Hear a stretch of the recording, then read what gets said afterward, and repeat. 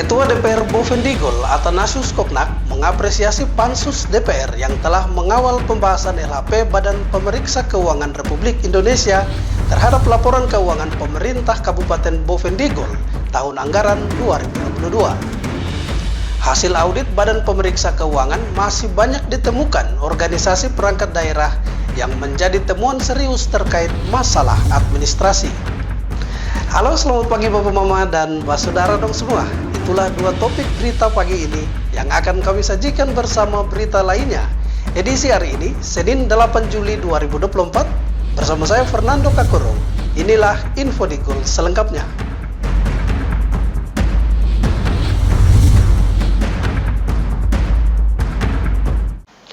Bapak Mama, kita ke berita pertama. Ketua Dewan Perwakilan Rakyat Kabupaten Bovendigul Athanasius Koknak mengapresiasi panitia khusus DPR yang telah mengawal dengan serius pembahasan LHP Badan Pemeriksa Keuangan Republik Indonesia terhadap laporan keuangan pemerintah Kabupaten Bovendigul tahun anggaran 2022. Athanasius Koknak dalam pernyataannya menegaskan bahwa panitia khusus telah bekerja dengan penuh komitmen dan dedikasi dalam memeriksa setiap aspek yang terdapat dalam LHP yang disampaikan oleh BPK RI. Kerja keras panitia khusus ini mencerminkan keseriusan DPRD Bovendigul dalam memastikan akuntabilitas dan transparansi dalam pengelolaan keuangan daerah. Dalam sambutannya, Ketua DPRK Bovendigul Athanasius Koknak mengatakan, pemeriksaan atas laporan keuangan pemerintah daerah merupakan bagian dari tugas konstitusional BPK RI yang dilaksanakan secara bertahap, di mana tahap 1 selama 20 hari, mulai dari tanggal 12 Maret 2024 sampai dengan 31 Maret 2024. Dan tahap 2 pemeriksaan lebih terperinci selama 30 hari, dari tanggal 22 April 2024 sampai dengan 21 Mei 2024. Dan sebagai rangkaian akhir dari proses pemeriksaan, pada pasal 17 Undang-Undang Nomor 5 pada pasal 17 Undang-Undang Nomor 15 Tahun 2004 mengamanatkan kepada BPK RI untuk menyerahkan laporan hasil pemeriksaan atas laporan keuangan pemerintah daerah tersebut kepada Dewan Perwakilan Rakyat Daerah yang termuat dalam berita acara nomor 09-BAST-LKPD-19-JYP-05-2024 tertanggal 27 Mei 2024.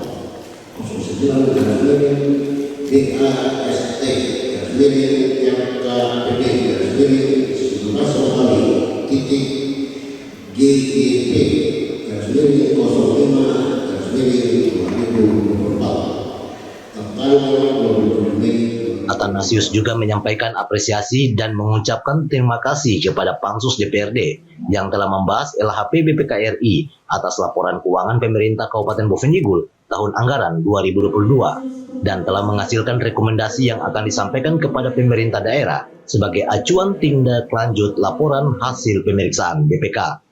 Athanasius Koknak juga menekankan pentingnya koordinasi antara DPRD dan eksekutif daerah dalam menjalankan rekomendasi tersebut. Tim Liputan Digul TV, Dedi mengabarkan. Sementara itu, hasil audit Badan Pemeriksa Keuangan BPK masih banyak ditemukan organisasi perangkat daerah yang menjadi temuan serius terkait masalah administrasi. Dalam laporan tersebut, BPK menyebutkan bahwa sejumlah besar OPD di berbagai kabupaten Bovendigul mengalami masalah yang signifikan terkait administrasi keuangan, pengelolaan aset, serta perencanaan dan pelaksanaan anggaran. Beberapa di antaranya bahkan terindikasi melakukan praktik-praktik yang dapat menimbulkan kerugian keuangan negara. Ketua Pansus LHP BPK Julius dan C. Hukubun mengatakan, hasil rekomendasi BPK menggarisbawahi bahwa kurangnya administrasi dari setiap OPD. Hal ini dianggap sebagai maladministrasi, sehingga dengan adanya temuan ini, kepada OPD harus lebih teliti dalam pengawasan untuk penyusunan program kerja. Dan jangan hanya kasubag program yang menyusun sehingga tidak sesuai dengan program yang dijalankan. Yang paling digarisbawahi BPK juga tentang kurangnya administrasi. Ya. Administrasi ini kan cukup banyak, baik itu tentang anggaran belanja dari OPD-OPD yang ada. Sehingga kalau mau dikata itu namanya maladministrasi, kasarnya itu maladministrasi, makanya cacat. Ya. Harusnya mereka pimpinan OPD lebih teliti dalam pengawasan penyusunan program kerja maupun penganggarannya. Itu yang paling penting. Dan jangan sampai cuma kasubdik program atau kabak program aja yang sudah tanpa dibaca, diteliti, langsung dinaikkan. Padahal tidak sesuai. Nah ini. Jadi paling penting adalah pengawasan intern, ya, internal mereka sendiri. Khususnya Julius juga menegaskan beberapa temuan krusial yang diungkapkan dalam laporan ini termasuk kekurangan dokumentasi, tidak adanya transparansi dalam penggunaan dana, serta lemahnya pengawasan internal dari sejumlah OPD. Ia juga menekankan perlu adanya tindakan korektif segera dari pemerintah daerah bersangkutan untuk memastikan agar semua proses administrasi dapat berjalan secara efisien dan akuntabel. Julius juga mengungkapkan dalam menghadapi hasil audit ini, pemerintah daerah diminta untuk segera mengambil langkah-langkah perbaikan, termasuk memperkuat sistem pengendalian internal dan meningkatkan pelaporan keuangan secara transparan. Tim Liputan, Digu TV, Dedi mengabarkan.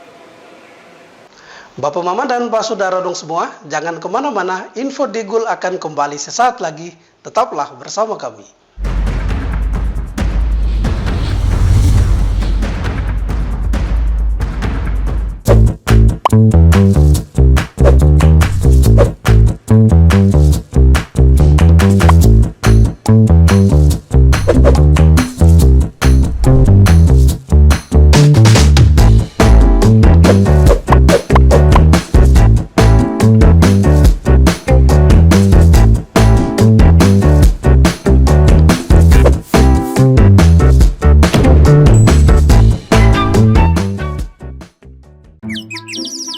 Ini bapak, ini ibu. Dulu, katanya hubungan mereka itu sulit. Kalau kangen, ribet. Harus tulis surat, ngabisin kertas. Mesti jadi sultan kalau mau telepon gebetan. Mau nanya kabar, harus pakai atraksi. Kalau sekarang, semua serba digital. Apa aja digital. Surat-suratan, non-stop chattingan, telepon gebetan, internet jadi andalan. Sekarang, kita makin terkoneksi dengan pembangunan infrastruktur digital yang lebih merata.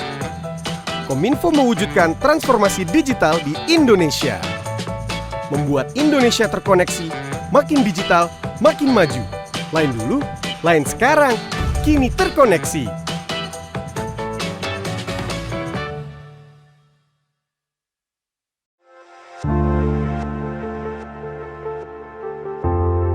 Dunia terasa asing.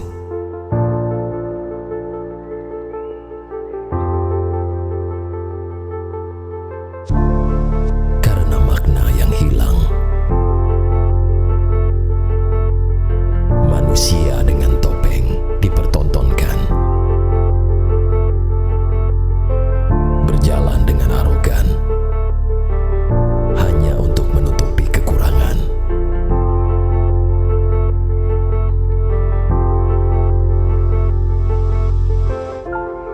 Hilang sudah jati diri sebenarnya.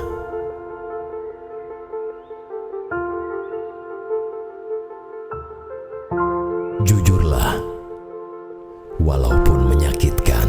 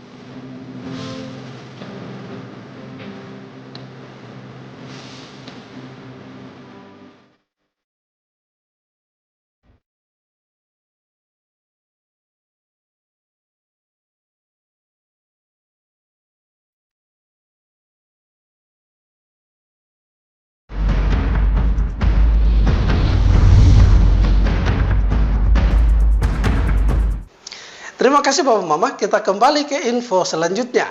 Dewan Perwakilan Rakyat Kabupaten Bovendigul menilai pemerintah daerah mengalami kekurangan aparatur sipil negara yang belum memiliki sertifikasi sebagai ahli pengadaan barang dan jasa. Hal ini disampaikan melalui rekomendasi yang diberikan oleh Ketua Pansus LHP BPK, Julius dan C. Hukubun, setelah meninjau 14 hasil temuan Badan Pemeriksaan Keuangan terhadap belanja daerah. Bahwa dari hasil temuan BPK mengungkapkan pemerintah daerah Bovendigul masih menghadapi tantangan serius dalam pengelolaan keuangan, terutama dalam pengadaan barang dan jasa, di mana kebanyakan ASN yang terlibat dalam proses pengadaan tidak memiliki sertifikasi yang memadai sebagai ahli pengadaan. Saat ditemui, Ketua Pansus LHP BPK Julius dan C. Hukubun mengatakan, di Kabupaten Bovendigul tidak ada pegawai yang memiliki sertifikat kompetensi untuk bagian pengadaan barang dan jasa. Sedangkan setiap pengadaan barang dan jasa harus ada pejabat fungsional yang memiliki sertifikat sebagai ahli pengadaan barang dan jasa. Bagian pengadaan barang dan jasa, kita sadari di Bovendigul ini kita tidak punya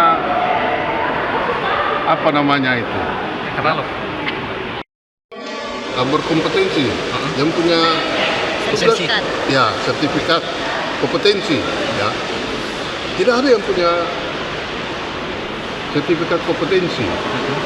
Sedangkan setiap pengadaan barang dan jasa harus ada pejabat fungsional yang berkompetensi, punya sertifikat. Sedangkan sertifikat pertama aja tidak ada, apalagi pejabat fungsional kompetensi. Julius mengungkapkan keprihatinan atas kurangnya pemahaman ASN dalam organisasi perangkat daerah terkait pengelolaan barang dan jasa. Di seluruh OPD belum ada pejabat fungsional yang memiliki sertifikasi sebagai ahli pengelolaan barang dan jasa, sehingga ia menekankan perlu adanya perhatian serius dari pemerintah daerah untuk meningkatkan SDM dan mensertifikasi pejabat fungsional terkait. Masalah ini juga disoroti oleh Lembaga Kebijakan Pengadaan Barang dan Jasa Pemerintah Pusat yang mendorong langkah cepat untuk peningkatan kompetensi di lapangan. Julius menegaskan bahwa sertifikasi ini harus dilakukan dengan segera karena tanpa adanya pejabat fungsional yang bersertifikasi, semua pengadaan barang dan jasa dianggap ilegal dan tidak sesuai dengan ketentuan yang berlaku. Tim Liputan Digul TV, Dedi mengabarkan. Sekretaris Pansus Raperda Inisiatif DPRK Bovendigul, Ninik Deburaeni mengungkapkan kekhawatirannya terhadap kondisi budaya wilayah Bovendigul yang masih rentan terhadap pengaruh perubahan paradigma hidup dan globalisasi. Meskipun Bovendigul kaya akan warisan budaya yang unik dan berharga, namun eksistensinya terancam arus globalisasi yang membawa nilai-nilai baru yang dapat menggeser nilai-nilai tradisional yang telah ada sejak nenek moyang, dan ada penurunan minat generasi muda terhadap budaya lokal mereka sendiri. Mereka lebih cenderung terpengaruhi oleh tren-tren dari luar daripada melestarikan tradisi leluhur. Sekretaris Panitia Khusus Ninik Deburaeni menyoroti bahwa pengelolaan kebudayaan saat ini belum sepenuhnya mencapai harapan, terutama dalam menjaga soliditas budaya dan peranata sosial masyarakat. Dalam membacakan laporan Pansus Raperda tentang perlindungan dan pelestarian budaya daerah, Ninik Deburaeni mengatakan budaya yang ada di Kabupaten Bovendigul sampai saat ini belum mendapat perlindungan dan pelestarian baik oleh pemerintah maupun masyarakat. Dengan adanya perubahan paradigma hidup dan globalisasi serta penguatan orientasi identitas, kelompok dan etnis menimbulkan permasalahan terkait interaksi sosial antara masyarakat.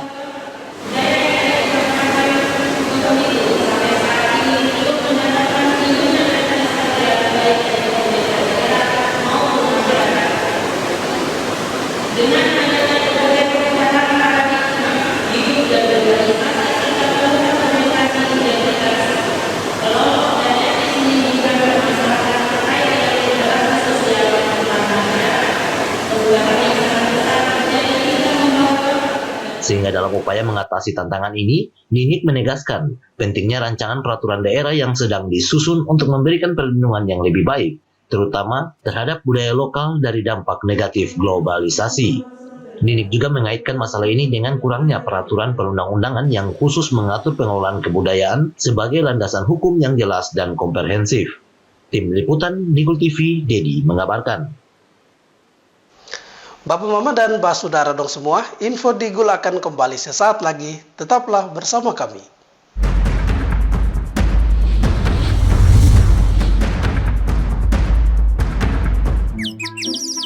Ini bapak, ini ibu. Dulu, katanya hubungan mereka itu sulit. Kalau kangen, ribet. Harus tulis surat, ngabisin kertas. Mesti jadi sultan kalau mau telepon gebetan. Mau nanya kabar, harus pakai atraksi. Kalau sekarang, semua serba digital. Apa aja digital. Surat-suratan, non-stop chattingan, telepon gebetan, internet jadi andalan. Sekarang, kita makin terkoneksi dengan pembangunan infrastruktur digital yang lebih merata. Kominfo mewujudkan transformasi digital di Indonesia.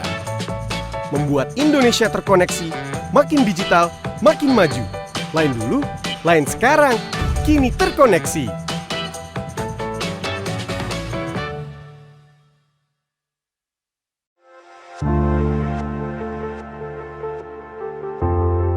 Dunia terasa asing.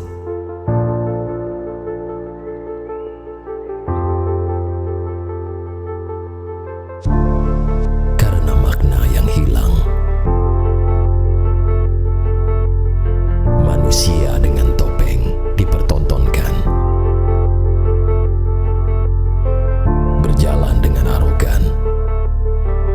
Hanya untuk menutupi kekurangan.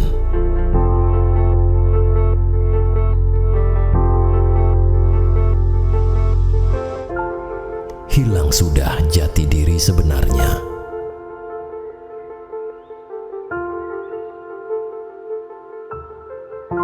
Jujurlah, walaupun menyakitkan.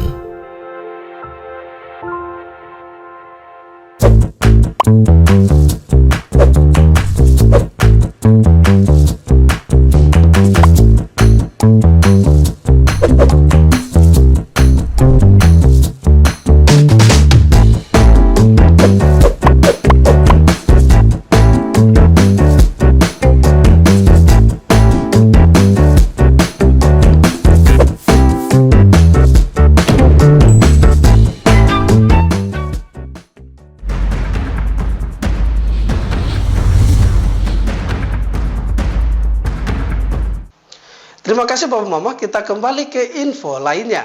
Kunjungan Uskup Agung Merauke ke Kabupaten Bovendigul merupakan agenda tahunan yang selalu dilaksanakan pada masing-masing kepikepan di wilayah penggembalaannya. Uskup Agung Merauke akan melaksanakan kunjungan kanonik pada dua kepikepan yang berada di Kabupaten Bovendigul, yakni Kepikepan Mindik Tanah dan Kepikepan Tanah Merah.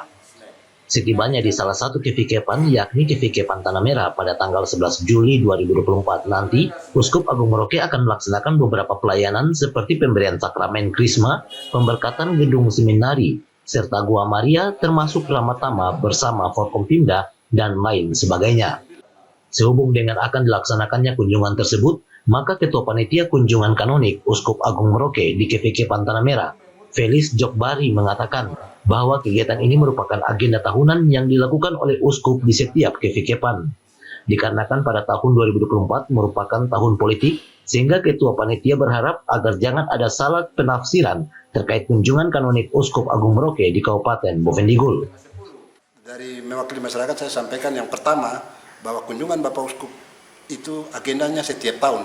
Jadi bukan karena tahun politik baru kehadiran Bapak Uskup, tidak, itu tidak ada kaitan. Bapak Uskup datang dalam kunjungan kanonik setiap tahun di kepikepan-kepikepan. Sehingga di tahun ini juga adalah tahun politik. Sehingga saya berharap kepada umat sekalian jangan sampai salah menerjemahkan kunjungan kanonik Bapak Uskup. Bapak Uskup ini adalah pimpinan gereja Katolik tertinggi di Uskupan Agung Merauke, sehingga dia berhak mengunjungi kunjungan kanonik ke masing-masing kepikepan. Sehingga saya berharap kepada umat agar tidak mempolitisir atau memprovokasi situasi kedatangan Bapak Uskup. Juga kepada umat sekalian saya berharap supaya kita sama-sama menjaga keamanan, ketertiban dan kedamaian agar kedatangan Bapak Uskup ke kevikepan kami, kevikepan Tanah Merah boleh berjalan sampai dengan selesainya tanggal 14 dan Bapak Uskup akan kembali bersama rombongan pada tanggal 15 ke Merauke. Untuk diketahui bahwa kunjungan kanonik Uskup Agung Merauke tersebut bertepatan pula dengan momen perayaan 90 tahun berdirinya Paroki Hati Kudus Tanah Merah Kabupaten Bovendigul. Tim Liputan Digul TV, Ones mengabarkan. Kelompok doa kategorial medali wasiat melakukan kegiatan pembersihan halaman Gereja Pusat Paroki Hati Kudus Tanah Merah. Kegiatan bersih-bersih ini merupakan rutinitas dan tanggung jawab sebagai bagian dari Gereja Katolik.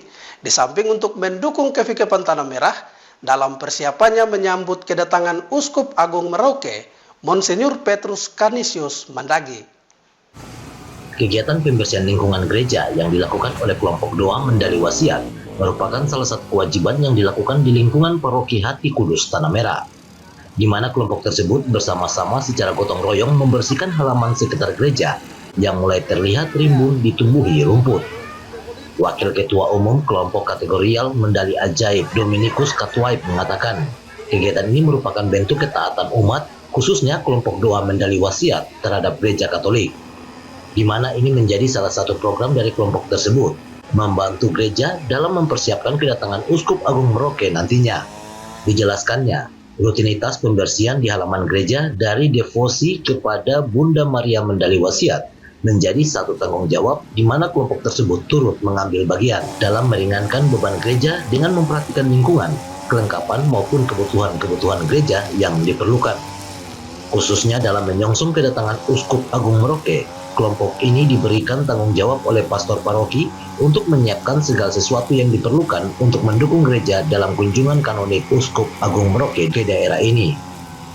Melakukan aktivitas rutinitas kita, yang mana pembersihan di halaman gereja yang sedia kalanya kami dari kelompok devosi kepada Bunda Maria dari Medali Wasiat ini menjadi satu tanggung jawab kita. Bagaimana kita turut ambil bagian dalam meringankan beban gereja. Tindakan-tindakan yang kami lakukan salah satu adalah bagaimana melihat lingkungan gereja atau kelengkapan atau kebutuhan-kebutuhan gereja yang gereja perlukan kami siapkan. Itu mungkin untuk aktivitas hari ini. Dan menyongsong kedatangan Bapak Uskup juga kami diinstruksikan dari pastor paroki Ambe Yakob untuk bagaimana menyiapkan diri, mempersiapkan segala sesuatu, mendukung gereja dalam kunjungan kanonik Bapak Uskup Agung Bapak Uskup Petrus Canisius Mandagi. Dan sejauh ini atau mulai dari saat ini kami tetap berkoordinasi dengan pihak gereja, pastor paroki, dan juga kepanitiaan dalam menyambut kedatangan kunjungan kanonik Monsinyur Bapak Uskup Agung. Dominikus Katwaib menambahkan, kelompok kategorial Medali Wasiat berkembang cukup pesat di setiap paroki yang ada di Kabupaten Bovendigul, di mana di setiap stasi sudah terbentuk badan pengurus dan program kerjanya diatur secara jelas. Kelompok tersebut diarahkan untuk membangun iman keluarga-keluarga Katolik yang baik di setiap lingkungan dan menjadi terang bagi pengembangan iman Katolik di daerah ini. Tim Liputan Digul TV, Hanis mengabarkan. Bapak Mama dan Mbak Saudara dong semua, dengan berakhirnya informasi tadi sekaligus mengakhiri perjumpaan kita dalam Info Digul hari ini. Terima kasih atas kebersamaan Bapak Mama dong semua, dan terimalah salam persaudaraan kita.